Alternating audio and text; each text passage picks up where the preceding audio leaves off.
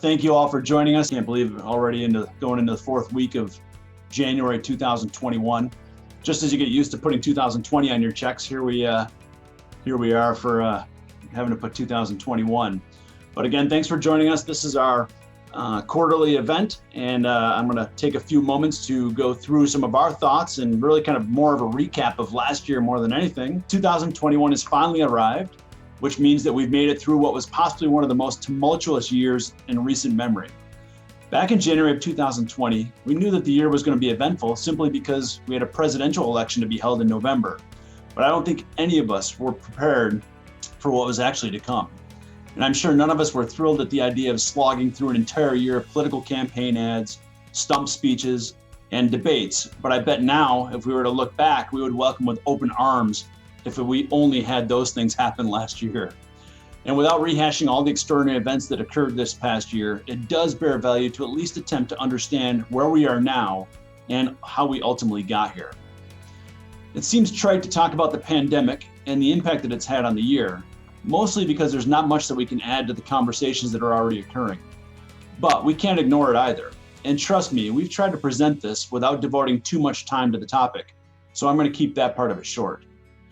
But from the loss of human life, to the economic fallout, to quite possibly being part of the catalyst for social unrest and one of the reasons for the undoing of an American president, the pandemic was life for most of us this past year. It led to the shortest bear market in history by far. It was only 4 weeks, where the previous shortest one was about 13 months. And it was followed by one of the sharpest market rebounds in history. But it seems as though we had learned a thing or two from 2008. In an unprecedented move, central banks from the US to London to Europe and Japan took quick and decisive action to cut interest rates, allowing economic activity to adjust unencumbered. Meanwhile, governments rolled out stimulus packages in an attempt to keep their economies afloat, while simultaneously testing the limits of how well a society could function, all from the comfort of people's living rooms, dining rooms, and even spare bedrooms. And as it turns out, the result was far better than almost anybody could have expected. Many corporations also did their part, from giving back premiums on car insurances, thank you, Mr. Warren Buffett, for starting that, to credit card companies waiving late fees, and even pharmaceutical companies, the entire industry coming together in a universal and collective mission to produce a vaccine in a previously unheard of time frame. And markets did what markets do. They react and correct, and they react and they correct as the situation evolves. And we knew the S&P 500 would come back eventually from its nearly 35% loss in a 4-week period in March.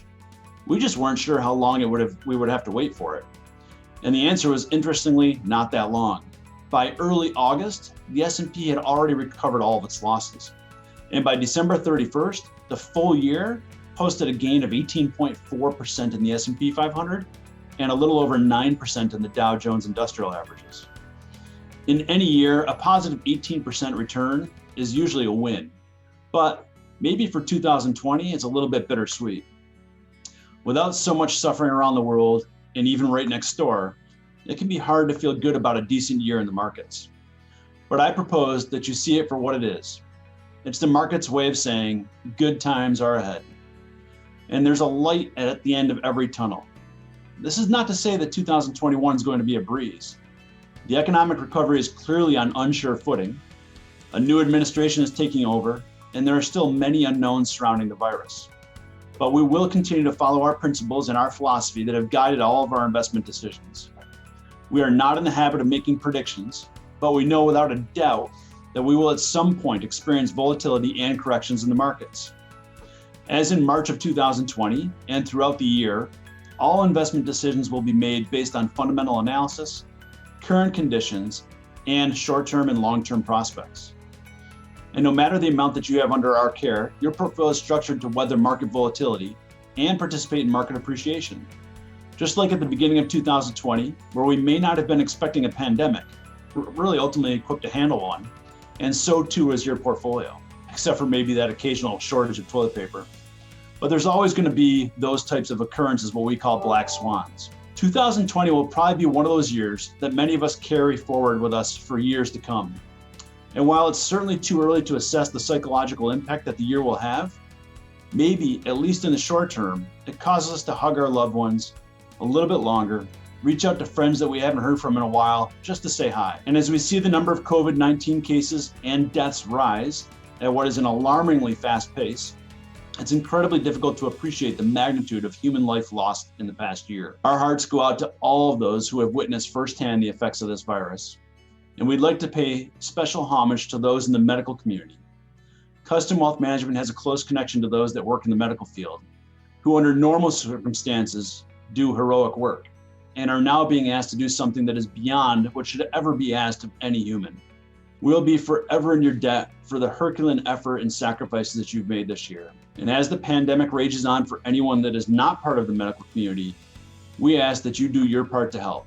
Wear a mask, or 2 masks as they're suggesting now.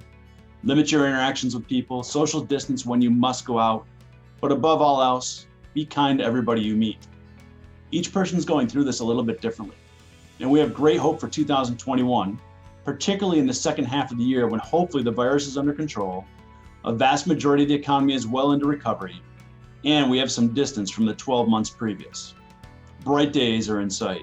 It's a privilege to work with each and every one of you and to be a part of your lives, and we look forward to continuing our work together, hopefully in person at some point this year.